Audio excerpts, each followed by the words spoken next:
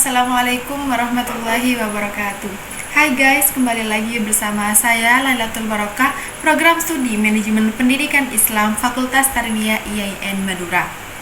Jumpa lagi dengan saya dengan berbagai topik-topik yang akan kita bahas pada kesempatan kali ini. Topik yang akan kita bahas pada kesempatan kali ini tidak kalah jauh menarik dengan topik-topik yang sebelumnya, di mana topik yang akan kita bahas pada kesempatan kali ini yaitu terkait perumusan misi dan nilai dalam institusi.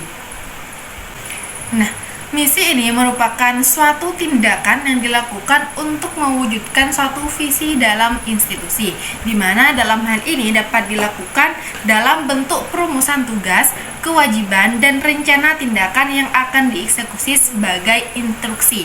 Nah, misi ini juga dapat berupa suatu target pencapaian dan tahapan-tahapan kegiatan strategis dalam suatu institusi yang relevan dengan kebutuhan masyarakat. Nah, dalam satu misi dapat dikatakan baik jika memenuhi beberapa syarat-syarat yang telah ada, di mana syarat tersebut meliputi yang pertama adalah suatu misi harus relevan dengan value yang dikembangkan dalam suatu institusi. Yang kedua, misi harus mampu menjangkau proses jangka panjang sesuai dengan visi yang ada. Yang ketiga, misi menjadi salah satu proses pencapaian target yang sudah diatur dalam visi. Yang keempat, misi ini bersifat khusus, rinci, dan realistis. Yang kelima, misi ini dapat dirumuskan dengan gampang melalui target visi yang telah ditentukan. Yang keenam ini adalah misi haruslah singkat dan padat. Nah, terdapat beberapa penyebab visi dan misi ini tidak dapat berjalan dengan efektif. Yang pertama, adanya kerancuan konsep visi dan misi sehingga perlu menentukan kembali dasar garapan dan target yang ingin dicapai. Yang kedua, visi dan misi ini tidak betul-betul diinginkan. Yang ketiga, visi dan misi ini tidak mewakili suatu penderitaan ataupun harapan. Dan yang keempat, tidak adanya suatu keyakinan dalam pencapaian visi.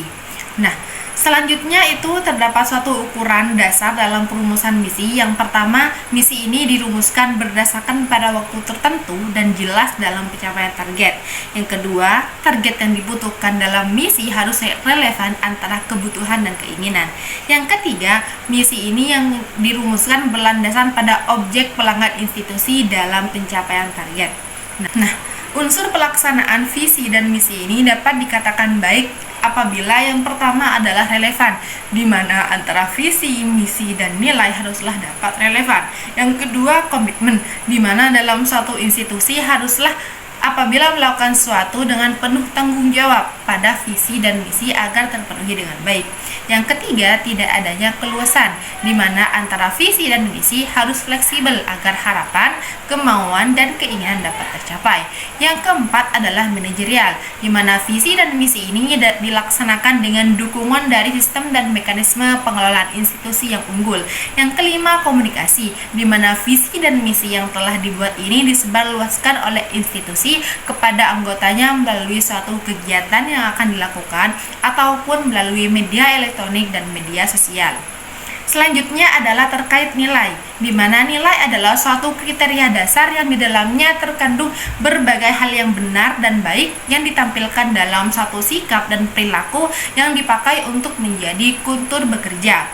Di mana unsur yang terdapat dalam satu nilai ini yang pertama adalah relevan dengan sebuah misi. Yang kedua adalah value ini merupakan unsur pokok dari rencana strategis. Yang ketiga, value ini dituangkan dalam bentuk pernyataan. Yang keempat, value harus mampu dilaksanakan dengan baik.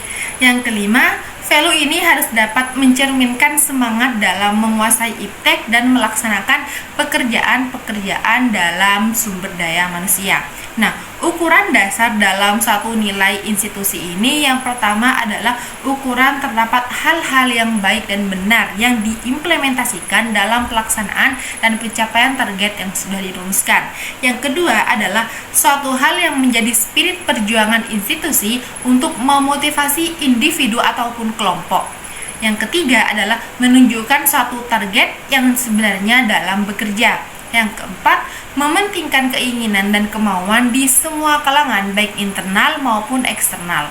Yang kelima, sikap manajer menjadi contoh dalam aktivitas strategis. Dan yang keenam adalah nilai menjadi salah satu tolak ukur dalam pencapaian target keberhasilan institusi. Baik teman-teman, sedikit pemaparan sudah saya sampaikan terkait perumusan misi dan nilai dalam suatu institusi. Hal ini menunjukkan berakhirnya pertemuan kita pada kesempatan kali ini. Kita kembali pada kesempatan-kesempatan berikutnya. Selamat tinggal dan sampai jumpa. Wassalamualaikum warahmatullahi wabarakatuh.